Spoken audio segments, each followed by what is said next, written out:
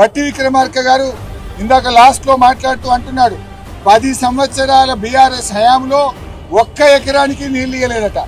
నేను ఛాలెంజింగ్ బట్టి విక్రమార్క గారు, మీరు ఒకవేళ మా ఛాలెంజ్ను స్వీకరిస్తే నేను శాసన సభ్యత్వానికి రాజీనామా చేసి మళ్ళీ పోటీ కూడా చేయను.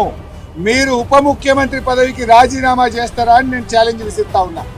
బీఆర్ఎస్ హయాంలో 17 లక్షల ఎకరాలకు మేము నీళ్లు ఇచ్చాము. మీరు ఒక్క ఎకరానికి ఇవ్వలేదని మాట్లాడతారా? దమ్ముంటే అసెంబ్లీలో ఎవరు అబద్ధాలు మాట్లాడుతున్నారు? మళ్ళీ అంటాడు మొత్తం బీఆర్ఎస్ తప్పుడు మాట్లాడింది. తప్పుడు మాట్లాడడం మీరు. ఒక్క ఎకరానికి నీళ్లు ఇవ్వలేదని అబద్ధం ఆడింది మీరు. ఇలా 17 లక్షల ఎకరాలకు కొత్త ఆయకట్టుకి ఇచ్చాం. 20 లక్షల ఎకరాలు స్టెబిలైజేషన్ చేశాం.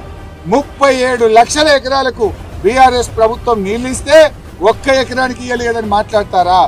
అంతేకాదు ప్రాజెక్టులను చీల్చి చెండాడారు. ఎక్కడ ఏం చేయలేదంటారు. ఎక్కడైతే ఉమ్మడి ఆంధ్రప్రదేశ్ లో అంతర్రాష్ట్ర వివాదాల్లో ఇరికిచ్చారు, నీళ్లు లేని చోట ప్రాజెక్టులు కట్టారు, ఎక్కడైతే వైల్డ్ లైఫ్ ఫారెస్ట్ లో ఇరికిచ్చారో వాటిని రీఇంజనీరింగ్ చేశాం, ఎక్కడైతే ఇబ్బంది లేదో వాటిని కొనసాగించాం.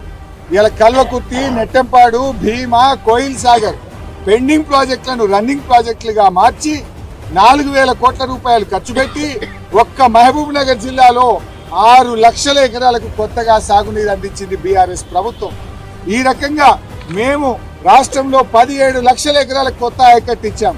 అబద్ధాలు చెప్పేది మీరు. ముఖం చెల్లక మేము చెప్పేటువంటి సమాధానాలకు, మేము అడుగుతున్న ప్రశ్నలకు, మేము చూపిస్తున్న ఆధారాలకు తట్టుకోలేక మా మైక్ కట్ చేశారు. 38 మంది ఉన్న బీఆర్ఎస్ పార్టీకి గంట టైం ఇస్తారా? ఏమి ఇంత కాళేశ్వరం కమిషన్ మీద నిన్న మేము అసెంబ్లీలో అడిగాం.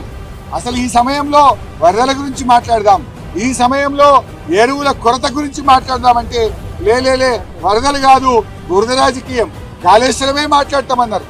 అయినా కూడా ఓపికగా ఇవాళ మేము అటెండ్ చేస్తే కనీసం మాట్లాడడానికి కూడా అవకాశం ఇవ్వలేదు.